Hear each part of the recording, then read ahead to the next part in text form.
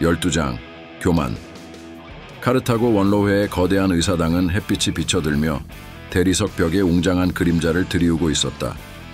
의사당 한가운데 한노는 단상 위에서 고개를 높이 들고 있었다. 그의 눈빛은 결연했지만 그가 느끼는 절망은 숨길 수 없었다. 한니발, 그 이름은 불길한 바람과 같습니다. 그의 목소리가 회의장을 가득 메웠다. 그는 그의 아버지 하밀카르 바라카의 유산을 이어받아 또다시 우리를 멸망의 길로 이끌고 있습니다.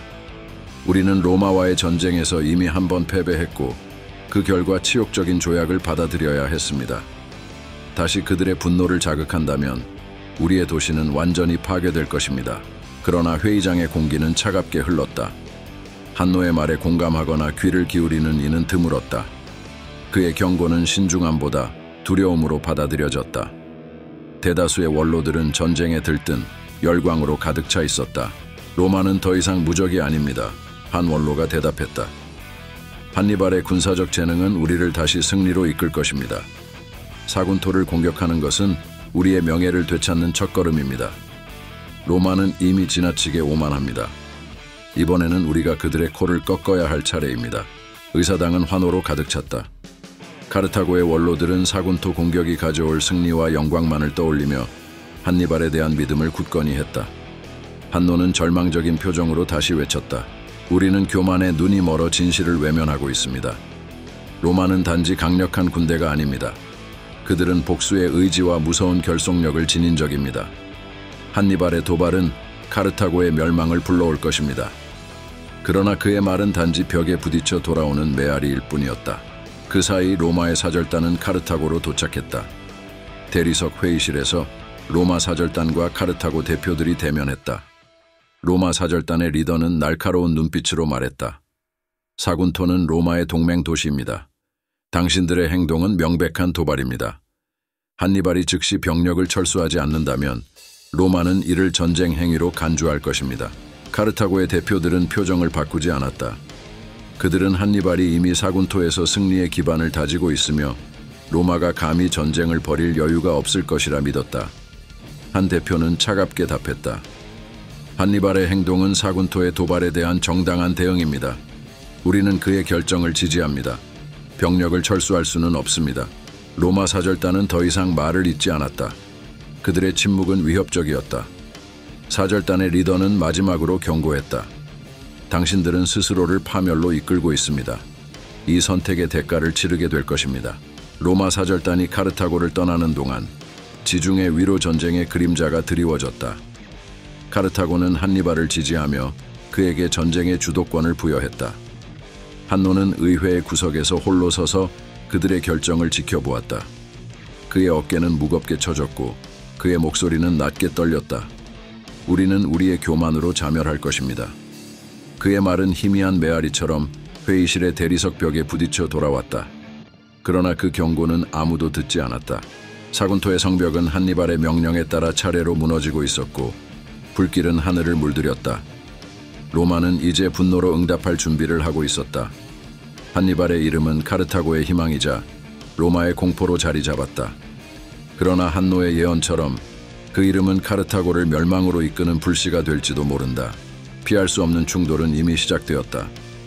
카르타고의 교만과 로마의 자존심 사이에서 전쟁의 거대한 물결이 두 제국을 집어삼킬 준비를 하고 있었다. 지금의 선택이 역사를 결정할 것이다. 한노는 마지막으로 속삭였다. 그러나 그 역사는 피로 쓰여질 것이다. 13장. 로마의 결정 기원전 219년 여름의 열기가 서서히 가라앉는 가을 초입. 지중해의 황금빛 태양 아래 사군토는 더 이상 찬란한 항구 도시가 아니었다. 8개월간의 치열한 공성전 끝에 한니발의 군대는 마침내 도시의 마지막 성벽을 무너뜨렸다.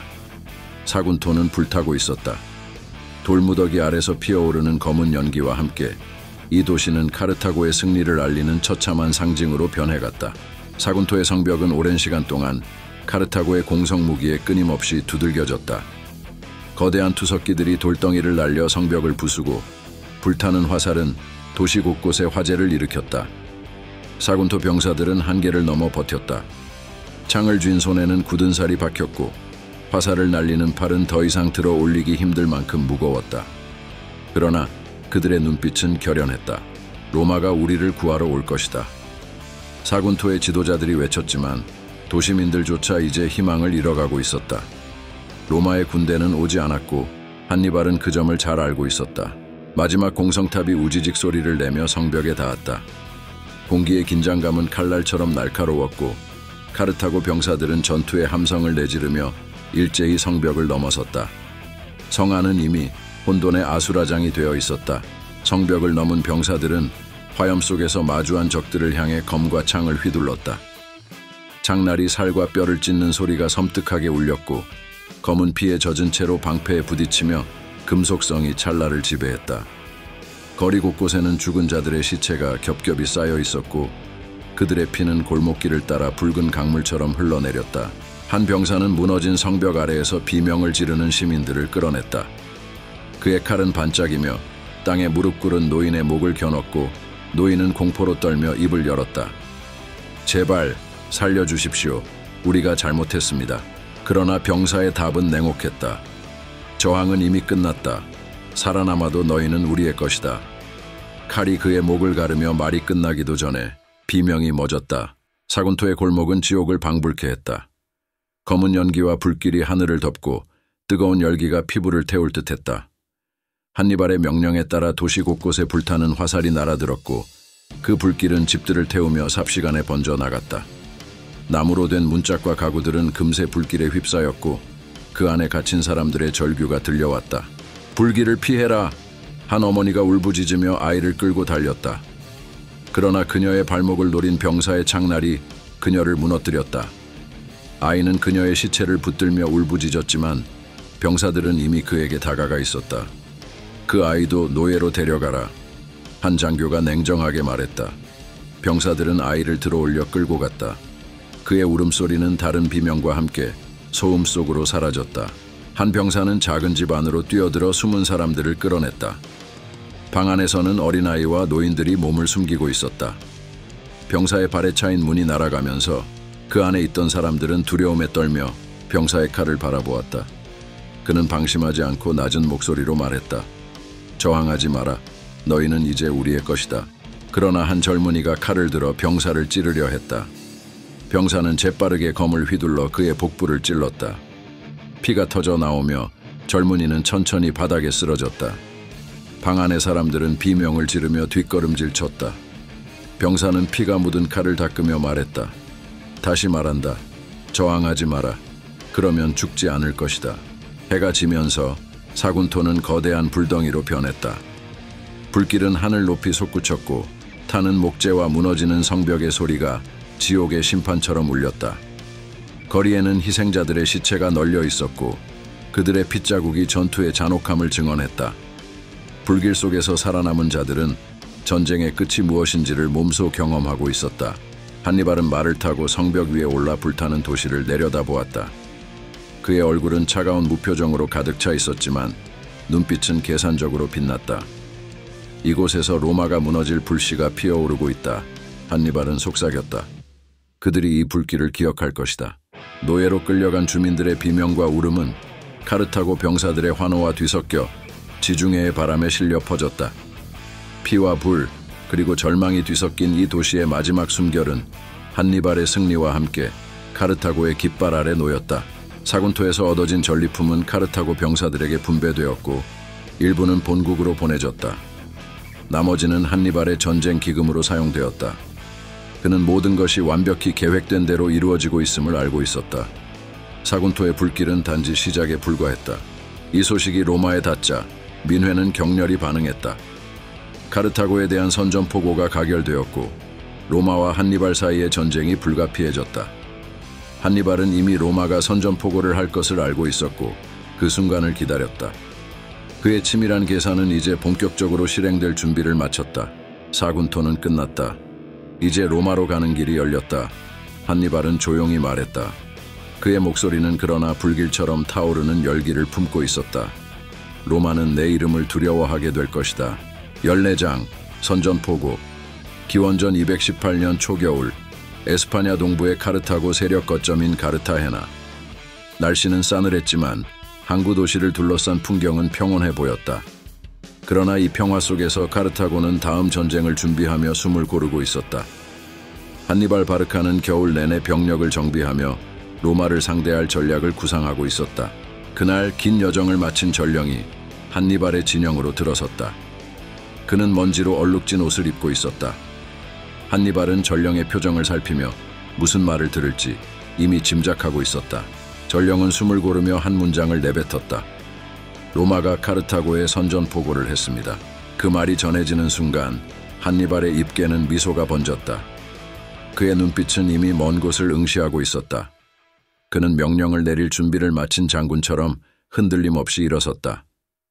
로마는 드디어 내 초대를 받아들였군. 한니발은 조용히 말했다. 좋다. 이제 전쟁은 내 손에서 시작될 것이다. 로마 원로원이 카르타고에 대한 선전포고를 가결한 소식은 단순한 전쟁의 선언이 아니었다. 그것은 한니발이 수년간 준비한 전략이 본격적으로 실행될 순간이 다가왔음을 의미했다. 그는 이미 에스파냐에서 카르타고의 세력을 확장하며 로마를 도발했고 사군토의 함락은 그 모든 계획의 도화선이었다.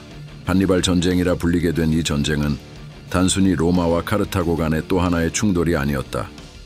그것은 한니발이라는 한 인물이 주도하는 지중해, 세계의 운명을 바꾸는 대서사였다. 그의 이름은 이미 로마의 회의장에서 두려움과 분노의 대상으로 떠올랐다. 가르타엔에서 겨울을 나는 동안 한니발은 준비를 마쳤다. 그는 단순히 로마를 공격하기 위한 병력뿐만 아니라 적의 심리와 전략까지도 철저히 계산했다. 그의 목표는 단순히 승리가 아니었다. 그는 로마의 자존심을 꺾고 카르타고의 이름을 역사에 새기는 것이었다. 로마가 선전포고를 했다면 이제 우리는 응답해야 한다. 한니발은 말했다. 알프스를 넘어 로마의 문 앞에서 그들에게 전쟁의 진짜 의미를 가르쳐 주겠다. 한니발의 병사들은 그의 말을 들으며 함성을 질렀다. 그들의 결의와 열정은 가르타에나의 겨울 공기 속에서 메아리쳤다. 이제 전쟁은 피할 수 없는 현실로 다가오고 있었다. 지중해를 넘어 알프스를 넘어 로마의 심장부까지 이어질 이 서사는 단순한 전쟁 이상의 의미를 가지고 있었다. 그것은 제국의 운명을 바꾸고 역사를 새로 쓸 전투였다. 가르타에나의 해변에선 바다가 잔잔히 넘실거렸지만 그 너머로는 한니발과 로마의 충돌을 예고하는 거대한 폭풍이 일고 있었다. 이 전쟁은 사군토에서 시작되었지만 로마의 거리에서 끝날 것이다. 한니발은 속삭였다. 그의 목소리는 조용했지만 그 안에는 전쟁의 모든 열기가 담겨 있었다. 이제 제2차 포엔이 전쟁이 막을 올렸다. 15장. 기원전 218년 5월 29세의 한니발은 카르타에나 항구에서 웅장한 군대를 이끌고 떠났다. 그의 출정은 단순한 원정이 아니었다. 그것은 로마를 무너뜨리겠다는 그의 생애 최대의 목표를 향한 첫걸음이었다. 카르타고 병사들의 갑옷은 햇빛 아래 번쩍였고 병사들은 지도자를 향한 절대적인 신뢰와 열정으로 무장했다. 그러나 이들이 가야 할 길이 얼마나 험난할지 아는 이는 아무도 없었다. 로마와 카르타고의 전쟁사에서 단연 가장 도발적이고 천재적인 전략이 될 한니발의 알프스 횡단 계획은 그 누구도 상상하지 못한 경로였다. 한니발의 계획은 1차 포엔이 전쟁의 교훈에서 시작되었다. 그는 아버지 하밀카르 바라카가 겪은 패배를 철저히 분석했다. 1차 포엔이 전쟁에서 카르타고가 로마와의 싸움에서 패배한 주요 원인은 지중해의 해상권을 장악하지 못하고 이탈리아 본토를 직접 공격하지 않았다는 점이었다. 로마는 자신들의 땅에서 싸울 때 가장 강하다. 한니발은 말했다. 하지만 그들의 문 앞에서 싸울 때는 다르다. 로마는 이탈리아의 심장에서 파괴되어야 한다. 그의 분석은 간단하면서도 날카로웠다. 로마를 무너뜨리려면 로마 안에서 전쟁을 벌여야 했다. 이탈리아 본토를 직접 공격해 로마의 동맹국들을 흔들고 내부에서부터 로마를 약화시키는 것이 그의 목표였다. 구독과 좋아요 꾹!